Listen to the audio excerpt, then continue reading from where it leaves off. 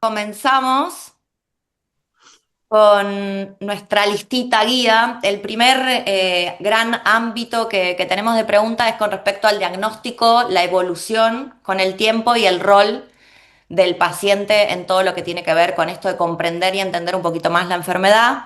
La primera pregunta, si querés, Aníbal, va para vos, es ¿qué pasa con el diagnóstico cuando hay dudas entre si se trata de enfermedad de Crohn, colitis ulcerosa o colitis indeterminada? Este diagnóstico puede cambiar a lo largo del tiempo. Así contestándote rápido, sí, en algunos casos puede cambiar. Eh, bueno, cuando uno se enfrenta con un paciente con síntomas compatibles con enfermedad inflamatoria, que son el dolor abdominal, la diarrea, el sangrado, uno ya, bueno, se posiciona frente a esta posibilidad y pone en marcha todos los estudios y los exámenes complementarios que nos conduzcan en principio a un diagnóstico de enfermedad inflamatoria.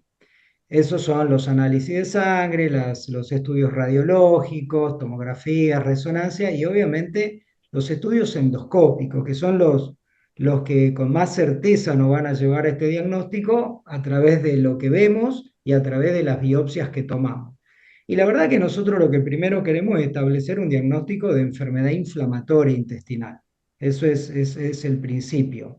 Después, por supuesto que es importante tratar de diferenciar lo que es la colitis ulcerosa de lo que es la enfermedad de Crohn, porque en algunos casos, digamos, tienen obviamente diferencias estratégicas tanto en la terapéutica como en el control de la misma. Y lo que se llama colitis en realidad inclasificada es aquellos casos en que por todos estos estudios, porque digamos, no hay un solo dato de todos los que dije que nos diga esto es una enfermedad inflamatoria, sino lo que hacemos es sumar elementos, lo que le pasa a nuestros pacientes, lo que vemos en la endoscopía, lo que nos dice la biopsia, y ahí estamos estableciendo el diagnóstico, ¿no? Y muchas veces todos estos estudios no terminan de definirnos, esto es colitis ulcerosa o esto es enfermedad de Crohn. Sobre todo eso pasa cuando el compromiso de la enfermedad es solo del colon. Cuando el compromiso de la enfermedad tiene otros sectores del aparato digestivo, como puede ser el intestino delgado o el estómago, eso por supuesto ya por definición escapa lo que es colitis ulcerosa. Eso es mucho más simple. Pero cuando el paciente solo tiene inflamación del colon, a veces se establece esa duda diagnóstica entre colitis y Crohn.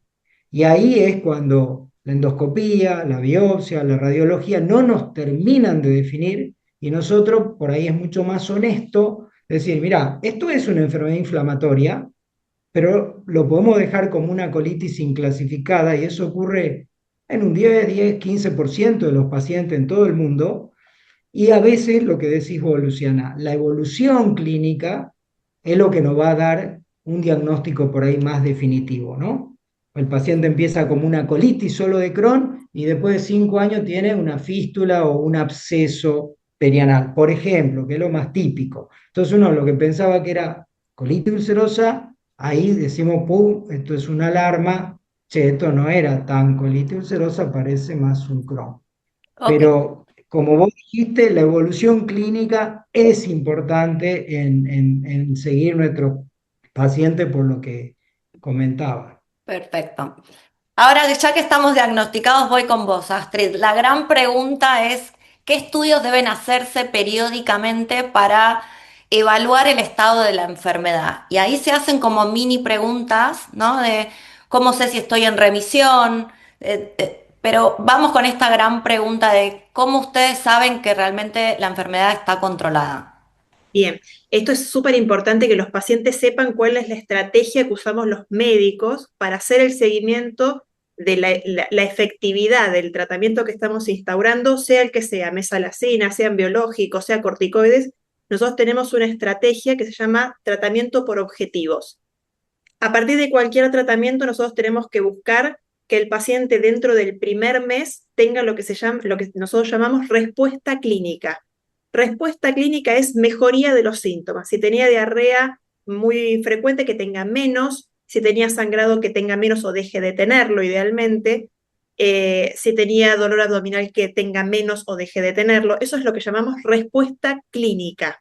Y tiene un mes, todas las drogas tienen un mes para cumplirlo. Si no lo logran al mes, o sea, la primera evaluación ante un brote, un paciente con síntomas, sea el diagnóstico inicial o sea un brote dentro del diagnóstico ya establecido y tuvo un brote, la importancia del tratamiento inicial es controlar dentro del mes que haya logrado la respuesta clínica. Si la logró, puedo seguir con el tratamiento. Si no la logró, tengo que ajustar el tratamiento. La idea de poner un objetivo es justamente tener la opción de modificar o de ajustar el tratamiento si no cumplió ese objetivo. Si cumplió ese objetivo de respuesta clínica al mes o antes incluso, fantástico, listo. La próxima meta la seteamos a 2 meses después, o sea, a los 3 meses de iniciado el tratamiento. Y ahí lo que buscamos es la remisión clínica, que es normalización de los síntomas. No diarrea, no sangrado, no dolor abdominal. Síntomas cero. Eso lo tiene que haber cumplido, es la meta a cumplir por el tratamiento que yo instauré. Y la remisión bioquímica. Si yo tenía un análisis de sangre inicial con anemia, tiene que haberse resuelto. Proteína C reactiva estaba elevada al principio, tiene que haberse mejorado. Y lo que usamos, y hay otros parámetros de laboratorio, pero sobre todo hemograma, el hematocrito, que no tenga anemia, y la PCR, son los 2 parámetros más importantes. Podemos agregar albúmina, podemos agregar eritrosedimentación. Lo que buscamos a los 3 meses es que estén normalizados. Y desde hace unos años tenemos la oportunidad de hacer la calprotectina en materia fecal, que es una sustancia que tienen los glóbulos blancos, todos tenemos esto, y que cuando van los glóbulos blancos a la inflamación en el colon, se rompen y liberan esa calprotectina de adentro. Entonces es una buena forma de identificar inflamación en el colon de una manera no invasiva. Lo que muchas veces hacemos es parear una calprotectina con la colonoscopía para ponerle un número a lo que se ve en la inflamación del colon. Si está muy activo, bueno, voy a tener un número de 1000, 2000 de calprotectina, puede dar un valor elevado. Le doy el tratamiento y a los 3 meses vuelvo a pedir la calprotectina y me fijo qué curva hace, si empieza a bajar, está siendo efectivo. A los 3 meses de iniciar el tratamiento, nosotros lo que tenemos que identificar es curva en descenso. Eso es respuesta bioquímica. Esa calprotectina en descenso, que por ahí ya está normal, fantástico, pero si por lo menos está en descenso, voy por el buen camino. Si cumplí esa meta, sigo con el mismo tratamiento. Si no la cumplí, ajusto. Puedo optimizar el tratamiento, agregar corticoides, lo que el médico considere, pero son metas que hay que ir cumpliendo. Si la cumplí, a los 6 meses de instaurado el tratamiento, hay que volver a hacer la calprotectina, hay que volver a hacer los análisis de sangre, hay que volver a hacer el control clínico y se agrega la colonoscopía. Es la colonoscopía de los 6 meses del inicio de un tratamiento nuevo. No es que cada 6 meses se hace una colono. Esto es importantísimo porque la gente se piensa después que voy colono cada 6 meses. No, para eso está la calprotectina. Hago una calprotectina, le hago la colonoscopía y vuelvo a parearlos. Si la meta se cumple, lo que tengo que identificar en la colonoscopía esa que le hice es que no tenga más inflamación. Esa es la meta dura, la más importante que buscamos los médicos para poder decirle al paciente: el tratamiento que te estoy dando es efectivo porque logró la curación mucosa. Esa es la gran meta que buscamos. Y todas las drogas en 6 meses tienen que haberlo logrado. Es el tiempo que tarda el colon con una droga efectiva en lograr esa curación, que el colon esté normal, ¿sí? Y hago generalmente por el colon, pero puede ser el intestino delgado en el método diagnóstico que lo hayamos encontrado en la enfermedad de Crohn, una ecografía abdominal o con la resonancia, pero básicamente lo que buscamos es que lo que se veía al principio inflamado en 6 meses con cualquier terapéutica tiene que estar resuelto. Y si no lo está, me da la oportunidad de ajustar el tratamiento. Siempre es importante tomar una conducta. Y en 6 meses, con control, yo ya tengo que tener al paciente en remisión. Y si no lo logré, ajusto. Y si ya lo había ajustado 3 meses antes y cuando hago la colonoscopia no lo logré, cambio de tratamiento. Tengo opciones. Eso es lo que nosotros llamamos tratamiento por objetivo. Y es importante que los pacientes lo sepan para acompañar. Porque después dicen: me siento bien, ¿para qué me voy a hacer la calprotectina, juntar caca, qué feo? Es que te sirve un montón, porque si hacemos la calprotectina cada 3, 6 meses posterior a eso, te evitas colonoscopías. Es un dato muy significativo que acompaña mucho lo que es la colonoscopia y me permite hacerte la colono quizás cada 5 años, mientras voy haciendo las calprotectinas durante el año. Entonces es algo que sirve un montón. La calprotectina es juntar caca, sí, pero no es, peor es una colono con la purga y todas las cosas, y es un dato súper valioso, te diría esto. Dijiste un montón, Sí, pero me pero parece que queda está... grabado y lo pueden leer, lo pueden ver de vuelta. Sí, para eso lo grabamos. Em, Luciana, sí, ¿sabes qué? Apoyando una frase de todo lo que dijo, totalmente de acuerdo, por supuesto, con Astrid, y creo que lo que tiene que dar claro es la disociación que esta enfermedad tiene entre los síntomas y los hallazgos de los estudios. Por eso es Sí, que nosotros a veces los jorobamos a los pacientes con todo esto que Astrid comentó claramente de por qué nosotros necesitamos elementos objetivos que midan la inflamación, porque los síntomas no siempre, digamos, transmiten eso. Y ese sí. es el concepto que cambió radicalmente de hace 20 años en el tratamiento de esta enfermedad. Antes el tratamiento se guiaba por los síntomas de los pacientes. Hoy no alcanza, porque los síntomas fallan en marcar la inflamación. Y ahí va todo lo que dijo Astrid. Y eso súper es. pertinente porque Aníbal teníamos una consulta que nos había llegado de justamente por mail de una persona que decía que había recibido el diagnóstico pero que realmente no había tenido muchos síntomas de los que lee, que pueden ser habituales y se condice un poco con esto que vos estás diciendo, ¿no? De que puede no estar ese síntoma pero que sí esté la inflamación y que surjan en estos estudios periódicos que ustedes hacen de control. Exacto, nos Bien. pasa con la colonoscopía, que a veces la hacemos y el paciente me dice, pero ¿para qué me la haces si yo ya estoy bien? Y cuando hacemos la endoscopia hay úlceras y le voy a cambiar el tratamiento, o se lo voy a optimizar, más dosis, más frecuencia, o se lo voy a cambiar. Y me va a decir el paciente, ¿pero por qué? Porque la meta, lo que yo busco en la colitis ulcerosa y en la enfermedad de Crohn es que no haya inflamación. Si hay inflamación, quizás no da síntomas, no lo entendemos por qué, no hay una explicación para por qué un paciente puede tener úlceras y no tiene diarrea. No lo sé, pero ocurre y ocurre muchísimo y por eso tenemos que tener el dato objetivo. Y vamos a cambiar conductas, le vamos Mira, a cambiar el tratamiento sí. de repente en alguien que me va a decir, pero yo estoy bien con esto. No, no estás bien. La endoscopía muestra que seguís mal. Hay que cambiar el Esto, tratamiento, optimizarlo. Ok, ahí sí, voy con la siguiente que me das pie para vos, Pablo, hacerte con sí. respecto a justamente esto de los tratamientos y sobre todo lo que estamos diciendo, ¿no? El paciente tiene que llevar adelante un tratamiento, pero muchas preguntas que nos hacen y nos hacemos, es con respecto a estos tratamientos a largo plazo, ¿no? Porque siempre estamos hablando a largo plazo. La pregunta clave es, ¿qué se sabe hoy que va a pasar con estos tratamientos a largo plazo? Lo primero que me surge decir es un biológico, que quizás es lo que trae como un poco más de dudas, pero así también con una mesalazina, con una acetoprina, digo, con cualquiera de los distintos tratamientos. Mira, algo importante de lo que se habló hasta ahora, las conclusiones que se pueden sacar, es que la adherencia a los tratamientos es justamente no guiarse por los síntomas. ¿Qué quiere decir eso? Que muchas veces los tratamientos para que sigan adelante, uno tiene que tener controles en tiempo y forma, aunque se sienta bien. ¿Por qué? Porque el resumen de lo que dijeron ahora es que con los síntomas no se puede saber cómo está la enfermedad. O sea, la enfermedad puede estar prendida o apagada en ausencia de síntomas. Y eso lo tenemos que controlar. ¿Por qué? Y ahora les explico por qué. Porque ha cambiado la evolución de los pacientes con enfermedad inflamatoria intestinal a lo que era antes de los nuevos tratamientos. ¿Y por qué?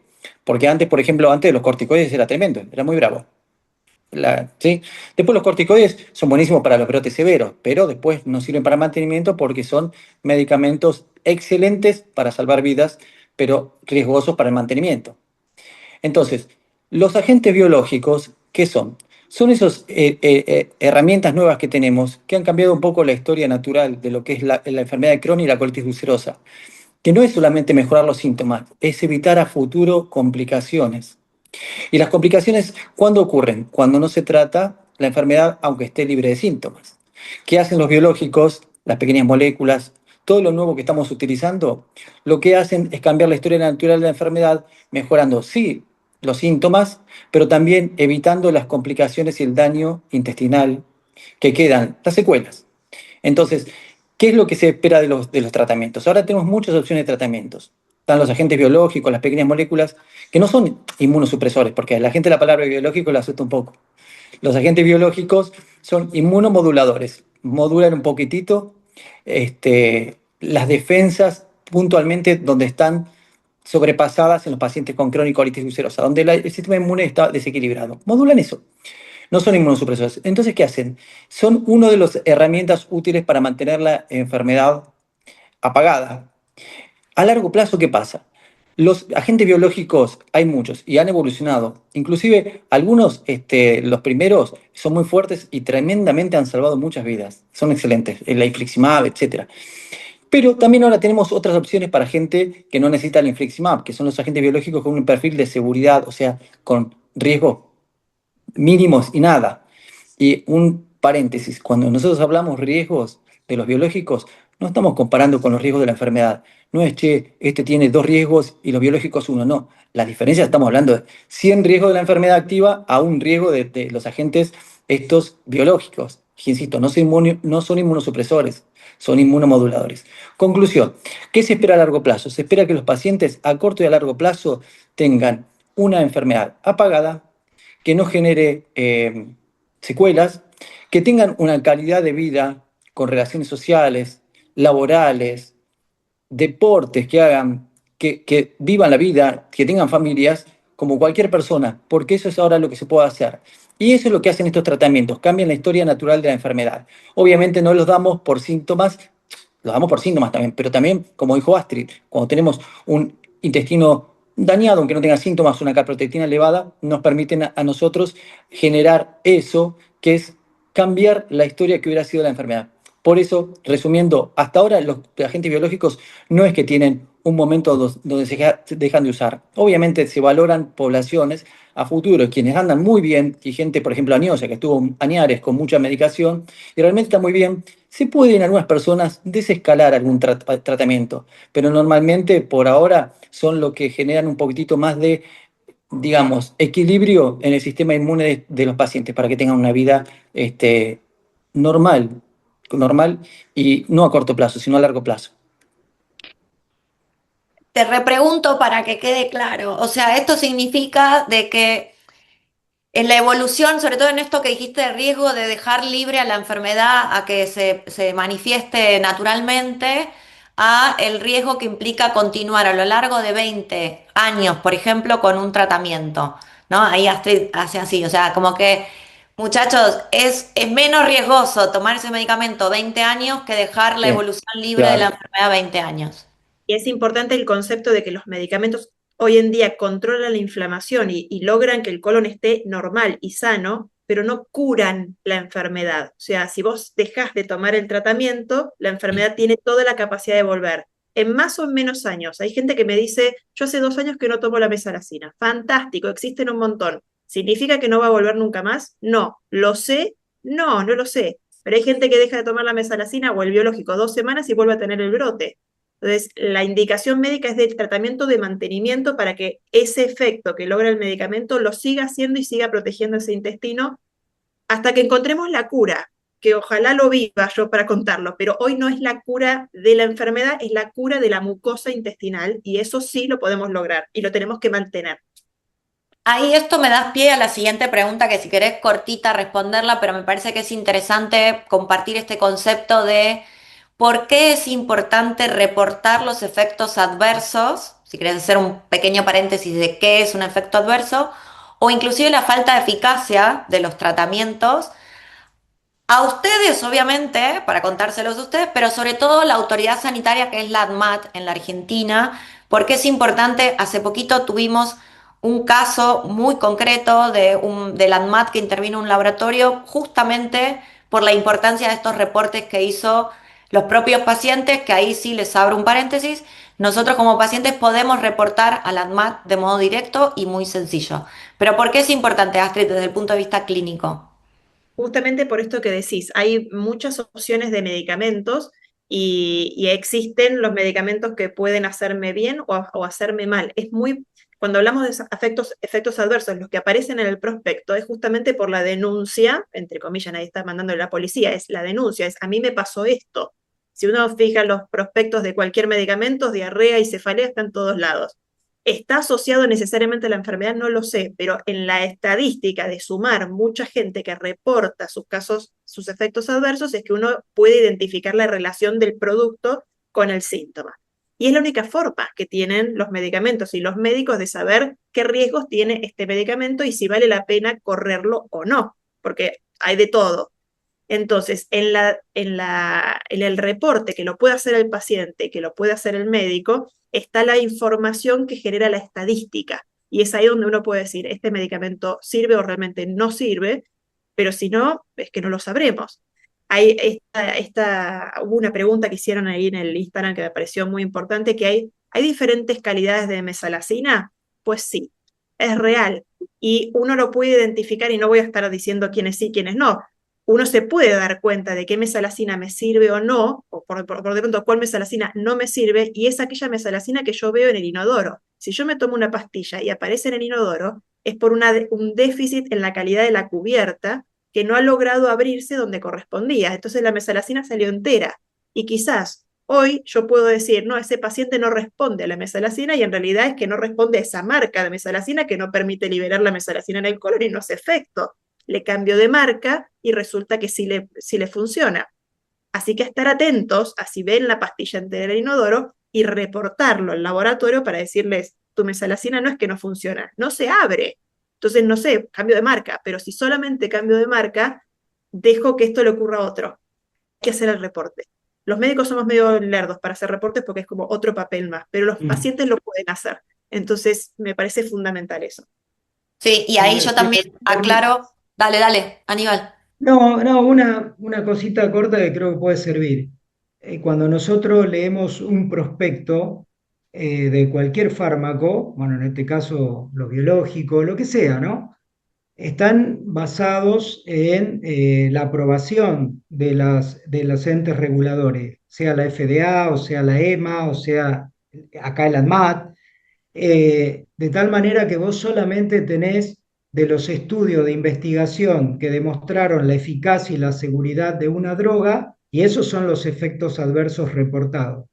Pero hay un post-marketing, que es cuando nosotros estamos usando las drogas, y que ahí es la importancia de lo que vos preguntás, de lo que le pasa a nuestros pacientes con esta medicación a largo plazo, no a un año como duran los estudios de investigación, ¿sí? Sino a 5 o a 10 años. Entonces uno va viendo que aparecen en el mundo efectos secundarios que alguien reportó. Después, como dijo Astrid, habrá que establecer la causalidad, pero es la forma en la vida real, que es lo que le pasa a nuestros pacientes con cada droga, y es la única manera de saber la verdadera seguridad de estos fármacos, ¿no? Esto, Súper, súper. Y ahí vuelvo a insistir en esto de mi aporte desde el punto de vista de acceso, que cuando esto sucede, cuando un medicamento lo tomaron y le hizo un efecto adverso y necesitan cambiar de marca comercial, es importante tener el reporte de farmacovigilancia ante la ANMAT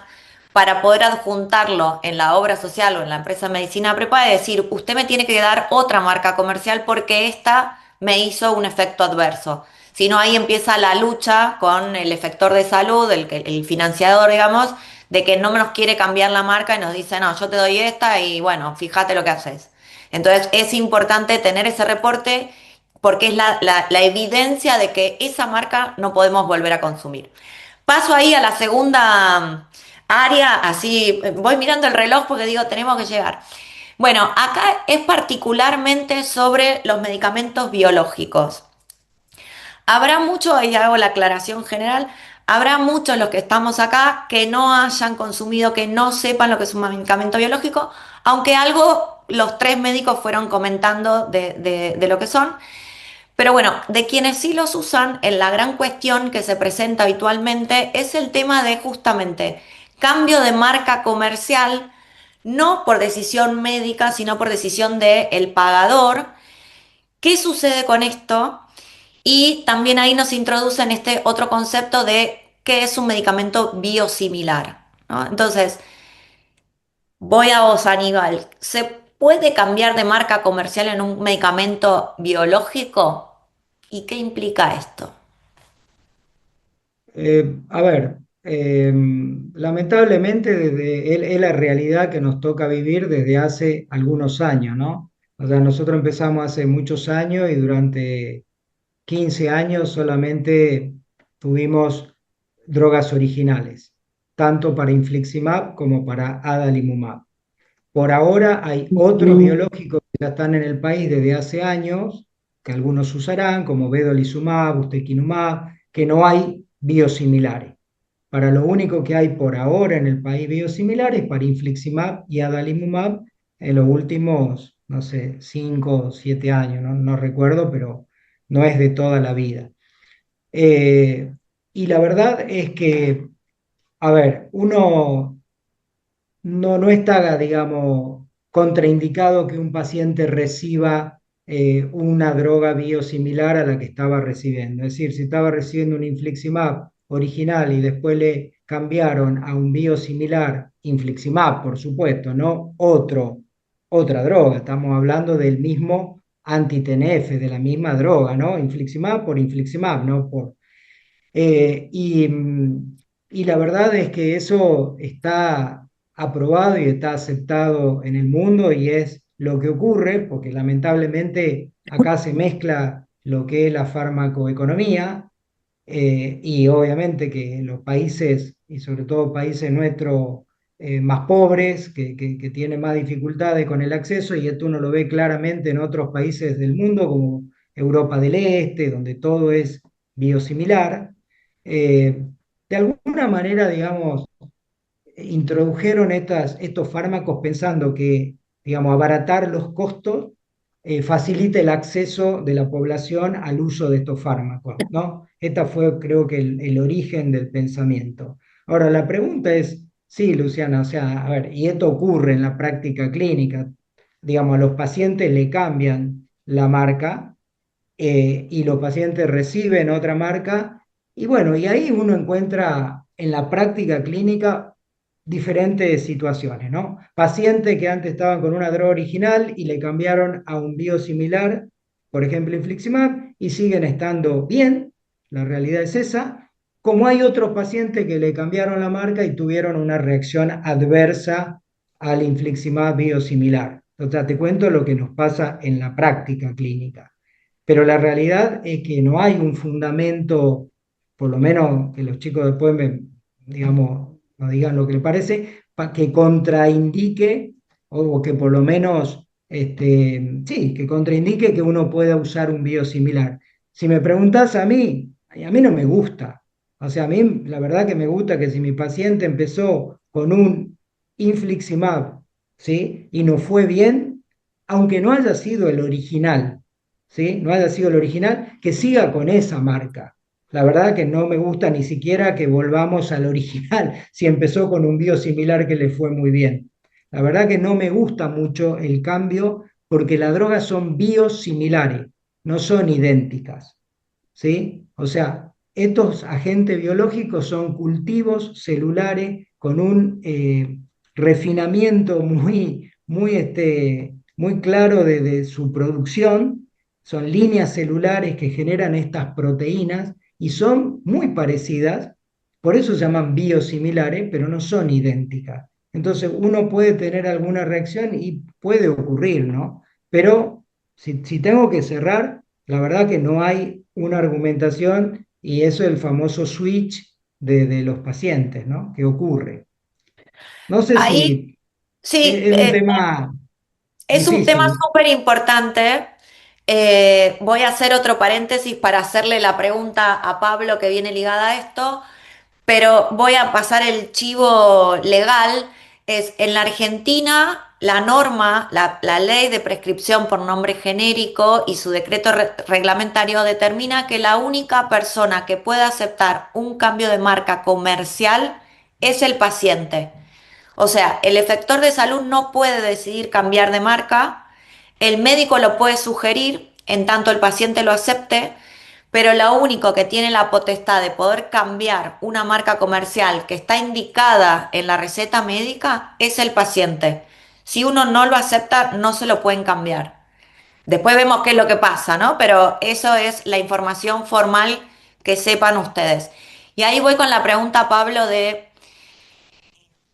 ya dijimos esto, ¿no? Los medicamentos biológicos originales o biosimilares son medicamentos que están en el mercado, son medicamentos seguros que están aprobados por agencias de alta vigilancia sanitaria a nivel mundial. Digo, si no vamos a confiar en lo argentino como Argentina misma, podemos decir, bueno, pero está en la FDA, está en la EMA, que son Claro. realmente países de alta vigilancia sanitaria.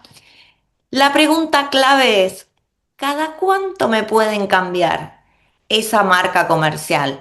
Sé que te hago la pregunta más difícil de todas, pero me parece que es el punto importantísimo en esto. ¿Está ok que lo cambien? Ok, los médicos nos dicen que sí, las posiciones científicas ya lo aceptan.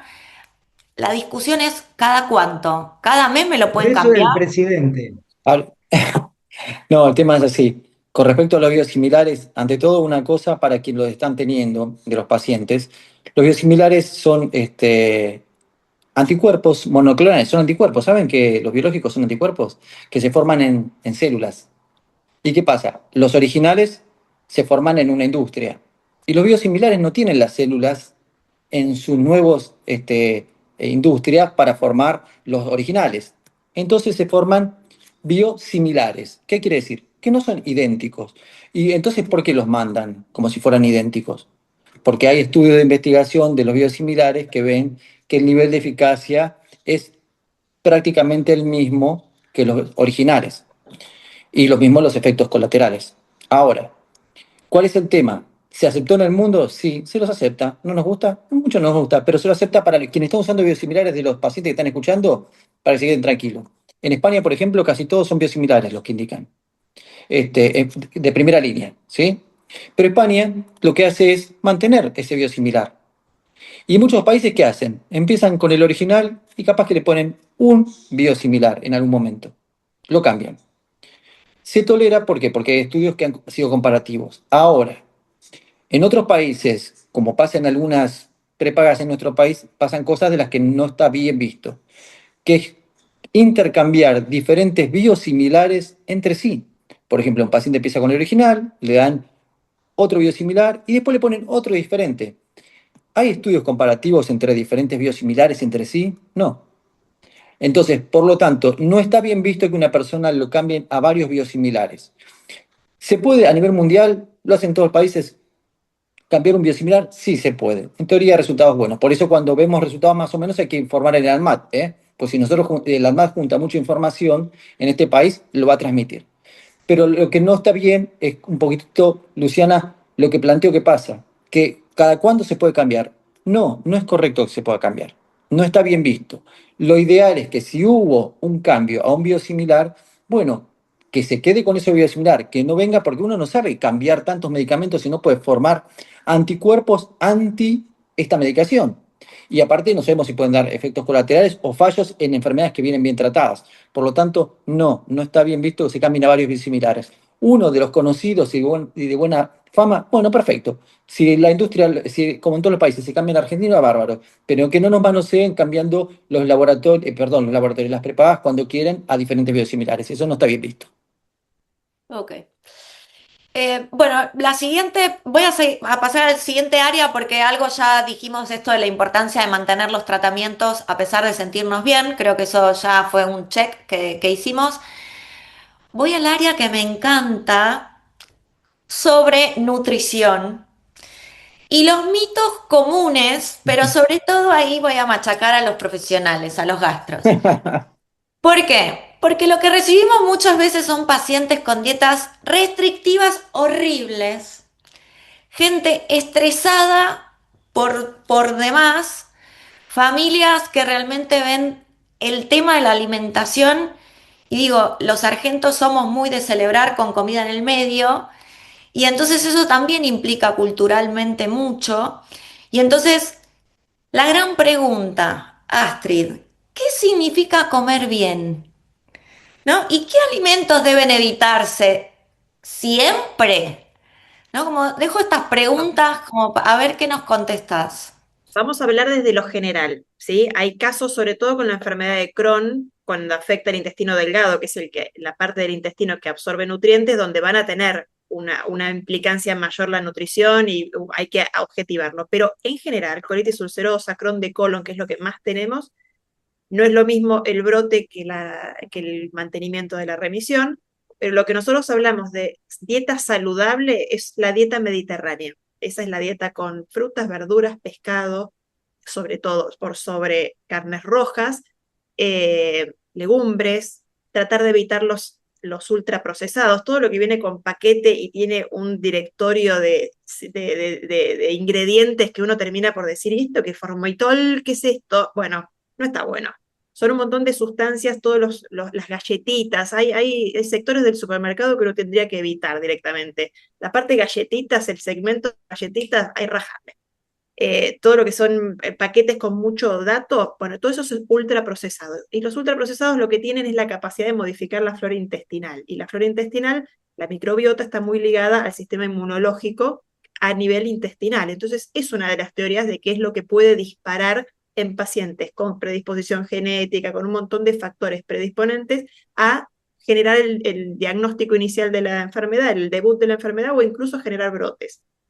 Pero no hay ningún alimento prohibido realmente. O sea, no podemos decir hay que hacer una dieta sin TAC, porque no es celíaco. Si bien cuando consumen menos gluten, van a tener menos síntomas desagradables, que los produce la fermentación, como comer hincharse, tener alguna diarrea extra, molestias intestinales que no significan necesariamente que esté inflamado el intestino.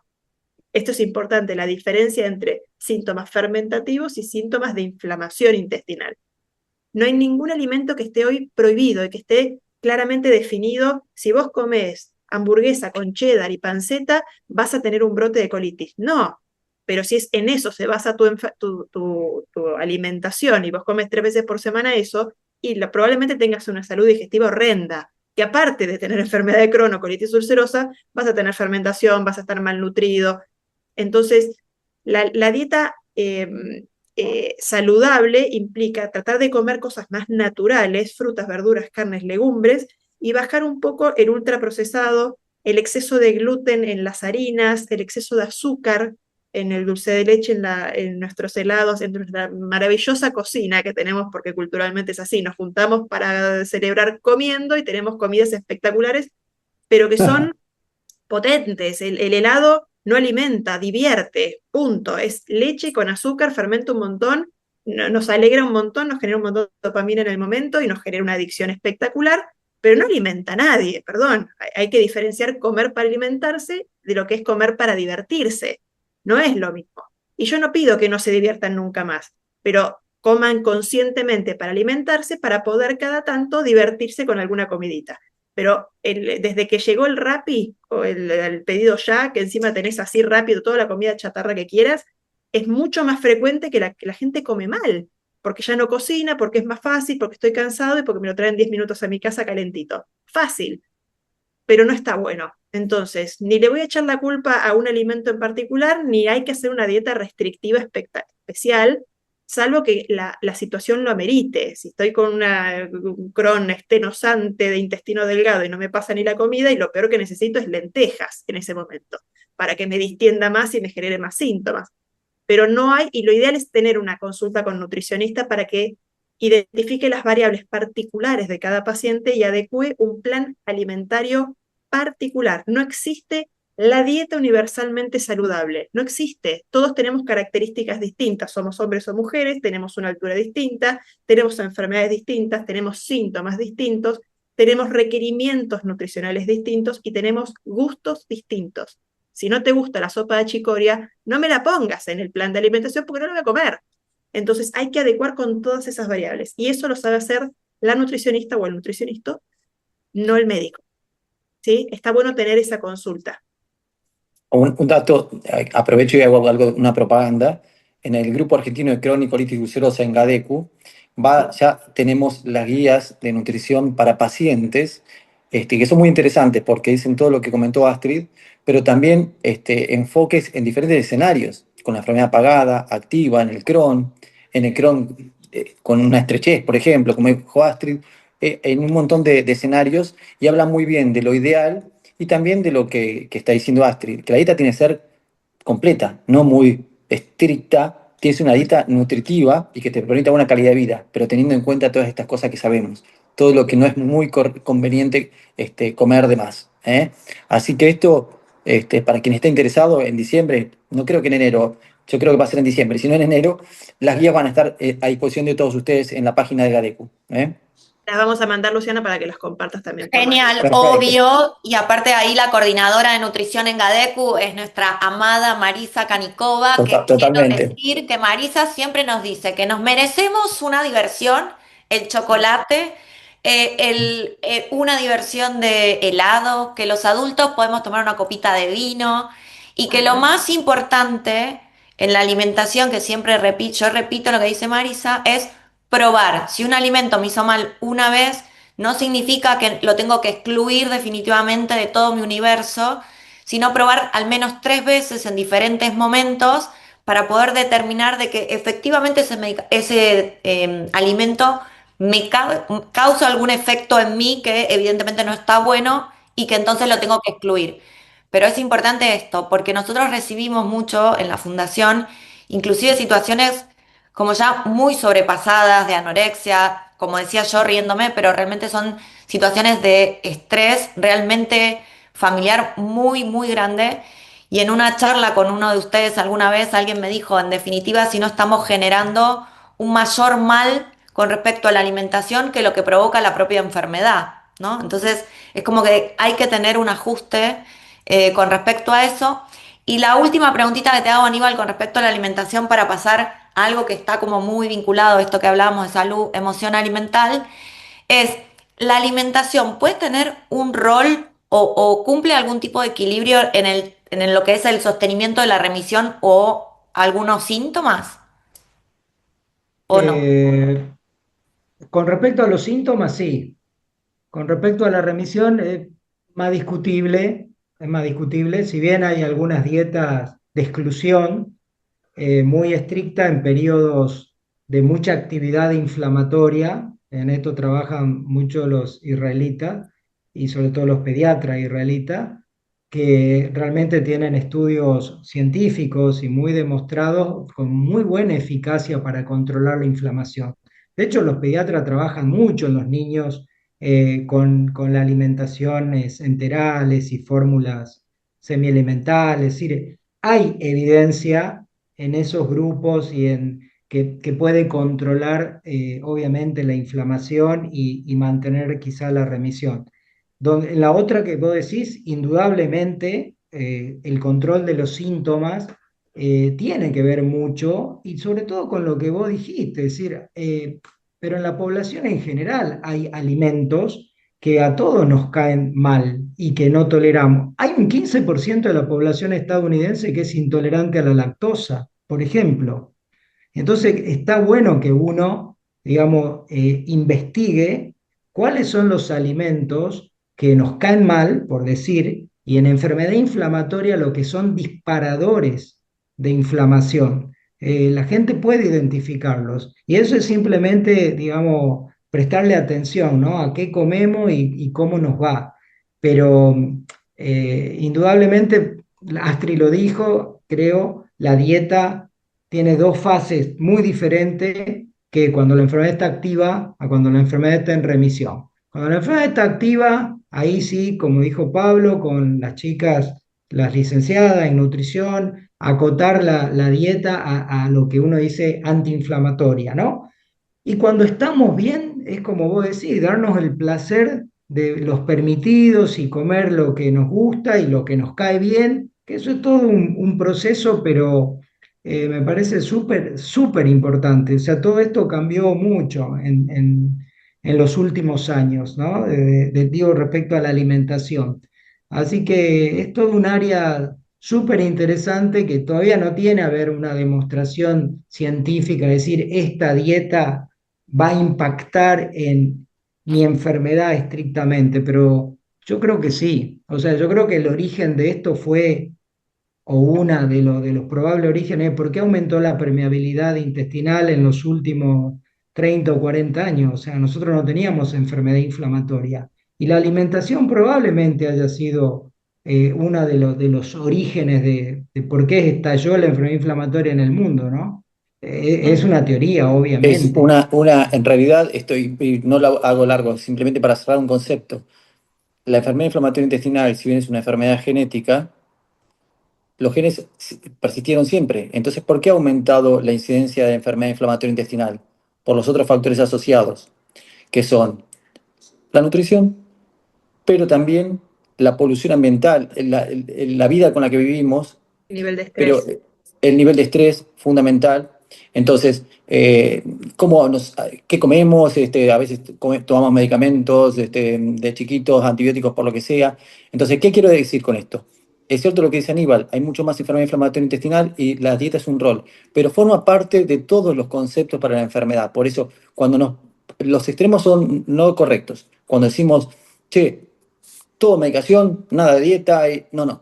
Toda medicación, vida, calidad de vida, dieta. Y tampoco lo tratemos. Che, no, vamos a mejorar todo con la dieta porque no, no es la realidad. Porque estamos viendo así que puedes mejorar un poquito el síntoma y mejorar el síntoma ya sabemos lo que significa, que la enfermedad puede estar activa o no. Entonces, conclusiones, es fundamental la dieta, pero no dejemos de manejar todos los otros factores, calidad de vida, adherencia a los tratamientos, para tener los objetivos de la enfermedad apagada, que eso es lo que se busca. Me das pie justo, Pablo, entrando al otra área, que esto que decías, ¿no? De la importancia de el ámbito también de atender este estrés que viene por múltiples factores, ¿no? Podemos decir que puede ser por la propia enfermedad, puede ser por el contexto país Obvio, que tal tengamos, por cual. situaciones personales, ¿no? Como es un mix, pero desde ustedes, y te hago como dos preguntas en una, esto, de cuál es la importancia que ustedes ven en este acompañamiento psicológico de los pacientes con enfermedad inflamatoria, y podría atreverme a decir, y su contexto, o sea, me estoy automandando al psicólogo también, y qué señales tienen ustedes, o sea, qué señales los pacientes presentan para evidenciar que se necesita realmente un apoyo en este ámbito. Mira, yo lo que voy viendo es que obviamente somos seres humanos. Cuando hay una enfermedad crónica que no sabemos dónde viene, no sabemos si tiene cura, ¿qué le agarra a uno si no tiene un apoyo? Miedo, problema, tiene una vida con sospecha de qué se viene, bueno, muchos quedan recluidos, otros pierden relaciones sociales, otros cuando tienen un brote bravo entonces quedan como tocados, quedan psicológicamente dañados, aunque se hayan recuperado. O sea, el impacto fundamental es miedo al desconocimiento, temores a no tener buena calidad de vida, temores a, che, no voy a tener una familia, deportes, amigos, y muchos se quedan encerrados. Entonces muchas personas tienen eso. Una de las formas de verlo es dejar la falta de adherencia en muchos pacientes. Desaparecen, es como negación. Otros pacientes los podemos ver con múltiples visiones, y bueno, voy a estar bien y nada, voy a hacer todo esto a mi forma. Otros pacientes, por ejemplo, los vemos que pueden tener hasta síntomas psicosomáticos, o sea, como colon irritable asociado a la colitis ulcerosa, lo vemos también. Pacientes que están bien en remisión, pero quedaron tan traumados de un brote que tienen miedo y capaz que un síntoma los hace hipersensibles, hiperreactivos a los síntomas. Y eso no es calidad de vida. Entonces, es fundamental el apoyo psicológico, no digo psicólogos para todos, digo el apoyo, ¿cómo decir? La, trabajar Emocional. emocional, que lo podemos hacer las familias y también los médicos con ellos. Los médicos que a veces, esto un paréntesis para después, si los médicos estamos mucho tiempo pensando en apoyo emocional, es buenísimo. Ahora, si nos ponen tanta burocracia para los medicamentos, las prepagas, estamos perdiendo tiempo en la burocracia y no dedicándonos al apoyo emocional de los pacientes. Es otro dato que lo dejo. Por eso nosotros los médicos estamos buscando un poquitito más también de facilidad para el manejo de los pacientes.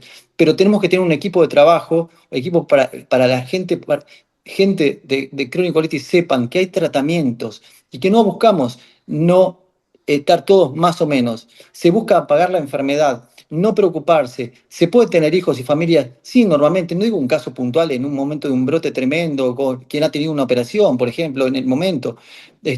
Pero sí no pensarse el peor de los escenarios. Es fundamental porque muchas veces los chicos entran en eso, chicos porque lo veo más frecuentemente gente joven, pero se puede ver a cualquier edad. Conclusión, si tenemos estos, es importante ver al psicólogo, ver apoyos, es fundamental, pero no porque tener crónico ulcerosa, cualquier enfermedad crónica genera lo mismo. Así que no nos latiguemos, no nos pegamos latigazos.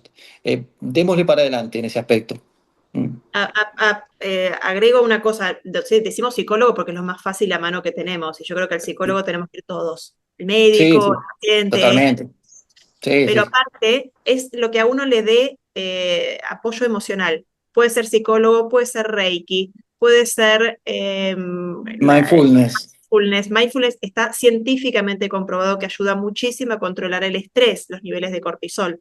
Entonces, hay un montón de elementos y herramientas que no están en la medicina y que no la tenemos los médicos y no la tiene el psiquiatra, Claro, una tal pastillita que cual, te tranquiliza, sino la tienen otros métodos complementarios. No son alternativos, son complementarios. tal El, cual. el, la acupuntura, hay un montón de técnicas de meditación, hay muchas cosas que regulan el estrés y que ayudan a que haya menos brotes, porque hay mucha gente que tiene los brotes a partir del estrés, cuando está rindiendo exámenes, cuando se mudó, cuando se murió un familiar o una mascota, la cantidad de gente que veo que se les muere una mascota y tienen tal sufrimiento que tienen brotes y nadie se los valida. Pero ¿cómo no te voy a validar yo que tengo gatos? ¿Cómo no te voy a validar que el sufrimiento te haya generado un brote? Pero por supuesto que sí. Lo que uno necesita es apoyo emocional y lo encuentra en diferentes formas. El ejercicio físico es un gran generador de endorfinas, ayuda muchísimo, es algo muy recomendado, más allá de una buena nutrición, el ejercicio físico regular. Caminata, alcanza media hora por día al solcito para que uno genere vitamina D también, y son todas cosas que ayudan. No es todo una medicación, no es todo una dieta, no es todo psicólogo, es un conjunto de cosas y Tal todo cual. aporta, todo aporta. Entonces cada uno tiene que buscar su técnica. Está el que me dice hace 8 años que voy a terapia. Por ahí tenés que cambiar de terapeuta si no resolviste los elementos que tenías que resolver. Por ahí necesitas otra técnica, otra cosa. No tengan miedo de probar. Cada uno tiene sus cosas. Regresiones a vidas pasadas. Hay un montón de cosas que se hacen y que a unos les sirve y a otros no, pero no está mal probar. Obvio, Y no significa obvio. que esto reemplace la mesalacina. Importante esto, porque después resulta que, me salvó la terapia. No, no, la mesalacina y la terapia te ayudan. Es importante sumar cosas, no suplementar. ¿Sí? Bueno, ahí me hiciste un combo maravilloso para llegar a tiempo, pero sí quiero hacer como una repregunta con respecto a esto porque había sido una pregunta que recibimos. Con respecto a esto de la actividad física, nos quedó claro que tenemos que hacerla y se puede hacer a pesar del tratamiento, está indicado hacerlo, pero la pregunta es, bueno, si tiene limitaciones esta actividad física, incluso alguien nos preguntó esto de que si quiere hacer otro tipo de realmente actividades que sean como más de resistencia, ¿no? Y deportes, ya no esta caminata, sino deportes. Aníbal, ¿querés agregarnos algo con respecto a esto? Que no hay ninguna limitación para la actividad física, que las limitaciones la pone cada uno y obviamente siempre hablando de enfermedad inflamatoria, que obviamente es lo que hacemos. No va a ser lo mismo estar en un periodo de actividad de la enfermedad, donde por supuesto el proceso inflamatorio existente va a limitar nuestras energías, va a limitar nuestras ganas, porque nos va a generar un poco de ansiedad y nos bajonea un poco y no vamos a estar tan activos para hacer una actividad física y ahí tendremos que descansar un poco y permitirnos a nuestro cuerpo recuperarnos, pero cuando estamos bien, la limitante es nosotros mismos. Tenemos que buscar, obviamente, como un poco como decía Astrid, es decir, a cada uno lo que nos gusta. O sea, me gusta correr, me gusta hacer ciclismo, me gusta nadar, o me gusta jugar al tenis o ir a una clase de danza. Y si mi limitante es el baño, como a nuestros pacientes le pasa, bueno, hay gimnasio donde uno tiene un baño cerca y uno puede hacer actividad física ahí y saber que el baño está ahí por si necesitas ir. Quizá no es el momento de hacer 30 kilómetros en bicicleta porque te genera un poco de ansiedad, pero hay que buscarle la vuelta, ¿no? Como uno dice. Tal Es cual. decir, no hay limitante para la actividad física más que para mí los periodos o los momentos de la El enfermedad. brote. Cuando uno está bien hay que hacerlo porque es lo que dijo Astrid, suma un montón, suma desde lo físico, desde el bienestar general, desde lo mental, que ahí la veo Astrid. Es así, comparto totalmente este concepto. Así que, y estimularlo, ¿no? Estimularlo a nuestros pacientes que lo hagan, buscando lo que mejor les gusta. No hay algo, hay quien le gusta levantar un poco más de peso y si estás bien, acompañarse con la nutrición, que me parece un pilar importante desde lo proteico y desde lo vitamínico y minerales para estar bien si uno quiere estar más grosso, pero ir por ahí. Eh, Ok. Bueno, ahora estamos llegando al final. Antes de hacerle la pregunta a la inversa a ustedes, quiero aclarar un par de comentarios que están haciendo acá, pero que también estaba previsto poder compartirlo. Punto uno, certificado de discapacidad.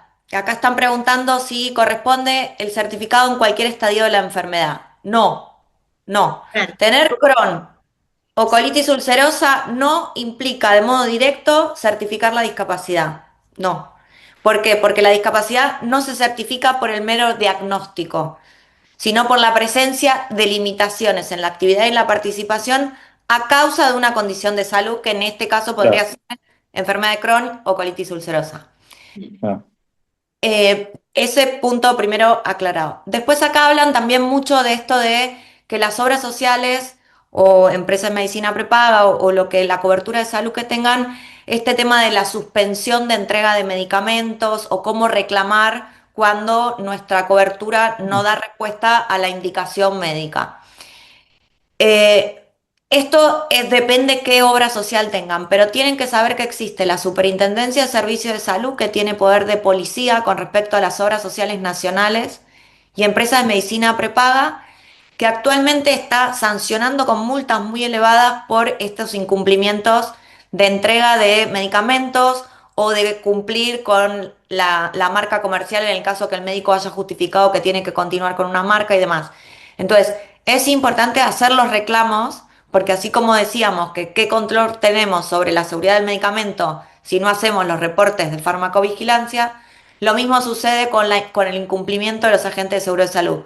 Si la autoridad sanitaria no tiene conocimiento que se está incumpliendo, para ellos no está pasando nada.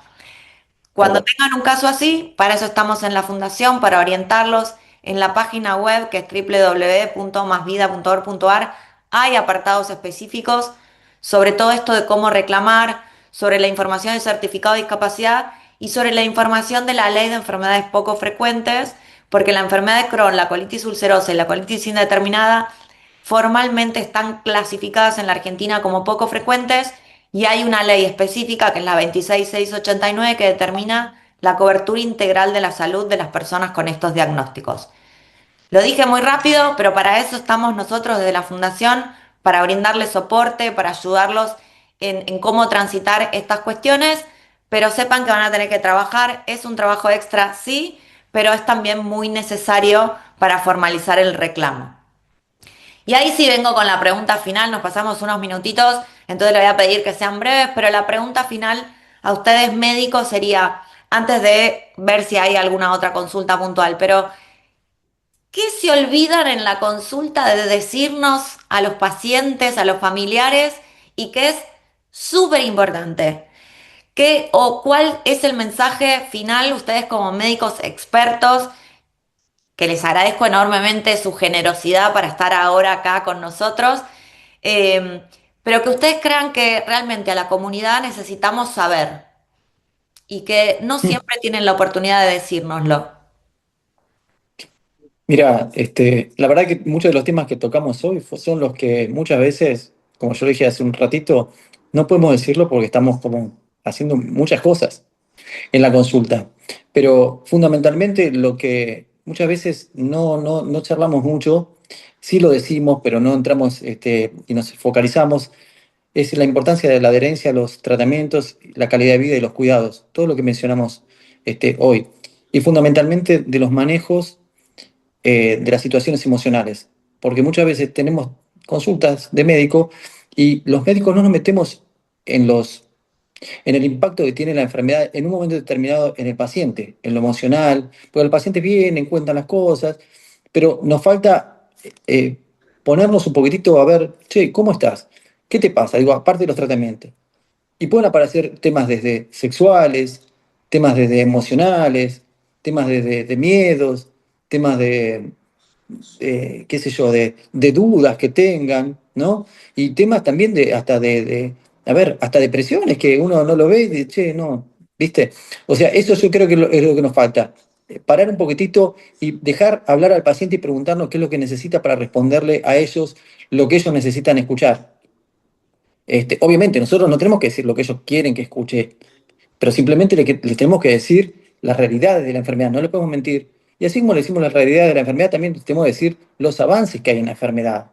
Y otra cosita, cuidado con las redes sociales, porque la información puede estar un poquitito desbalanceada. Hay información buena y hay información, digamos, de moda. Entonces, todas esas cositas son las que uno debería hablar. Por ejemplo, ahora estoy pensando en voz alta, pero no sé, a ver, chicos, ¿qué otra cosa creen que nos falta en las consultas? Avisarles que no fumen, no hace bien fumar a nadie, Tal cual. hace mal, y aunque en la colitis ulcerosa resulta que es protector, no protege del cáncer, del Alzheimer, del ACV, no fumen, no fumen, es un gran mensaje que les podríamos decir y que no siempre me acuerdo de decirles. Y vengan a los controles y saquen turno, Bien, encárguense, no dejen, no esperen a tener el brote para hacer el control, no me hagan claro. trabajar el triple, vengan a los controles que Adherencia. yo lo pueda prevenir y que yo los pueda, yo o el médico que los vea, podemos prevenir y hacer control de enfermedad. Con esta estrategia, este tratamiento por objetivos, esta estrategia que tenemos que es bastante novedosa, se logra controlar perfecto sin que lleguen a tener el brote. Es re importante hacer los controles. Ese es mi Genial. mensaje. Y Aníbal, segundo mensaje, para mí tenemos que repetir esto, ¿eh? Yo me sumo. ahí justo están poniendo que se repita. Vamos a hacer que se repita. Aníbal, tu mensaje. Yo creo que lo importante es tener, para mí, pacientes informados, con conocimiento de lo que estamos haciendo, de lo que estamos hablando, de lo que es la enfermedad. Para mí es sumamente, me ayuda un montón, a mí personalmente, cuando tengo un paciente que también me indaga, me exige y me pregunta, porque creo que nos ayudamos mutuamente. En cada consulta. Y yo lo que trato siempre de decirle es, hay un dicho que es en inglés, pero más o menos dice, porque el paciente siempre te consulta por los tratamientos y es que, a ver si me sale, porque está en inglés, pero es como que un talle no es para todo el mundo, ¿sí? O sea que el mismo traje no le va a todos, Totalmente. que esto es una enfermedad muy personal, muy individual, en todo sentido, y que los tratamientos también se individualizan, que no todo el mundo requiere biológicos, que hay muchísimos pacientes con tratamientos más simples que están muy bien y que para eso, bueno, estamos nosotros para orientarlos y ayudarlos. Nada más, pero lo que más quiero es tener gente, o sea, pacientes informados. Y es lo que me Totalmente. ocupo, ¿no? Y ocupa mi consulta, de tratar de transmitirle eso. Bueno, súper gracias a todos por estar acá. En un momento tuvimos un pico de 85 personas conectadas, así que creo que es un montón para hablar sobre enfermedad inflamatoria. Yo siento un placer enorme, quiero agradecer a Gadecu, particularmente a ustedes tres por estar acá, pero también a Gadecu, el acompañamiento es súper importante. Quiero yo también resaltar esto último que dijo Pablo de ojo con los mensajes de redes sociales, ojo con mucha información que está circulando y que no tiene una evidencia científica y esto puede marcar realmente una gran diferencia en la vida que ese paciente lleve. Así que no esperen a errarle, sino mantengan ese contacto con con el médico y sobre todo yo los aliento a interrogarlos a los médicos para realmente encontrar ese tratamiento que se ajuste y que el paciente esté convencido de que esa opción terapéutica es la mejor y de esa manera creo que va a poder tener una mejor adherencia al tratamiento, va a poder obviamente resguardar todo lo que tiene que ver con la seguridad y sobre todo vivir la vida, que se puede ser feliz, hay que ser feliz y el mensaje es alentador, hay muchos pacientes que viven muy bien, son profesionales destacados, incluso deportistas de alta competencia, o sea que se Tal puede cual. ir a por los objetivos de vida que cada uno se proponga y obviamente es súper importante volver siempre a la consulta. Así que un saludo enorme para todos y prometo que se va a repetir. Súper gracias. Aquí Adiós. estaré, aquí estaré. Chao, un gusto, un Gracias a placer, ¿eh? todos. Chao, chao. Gracias.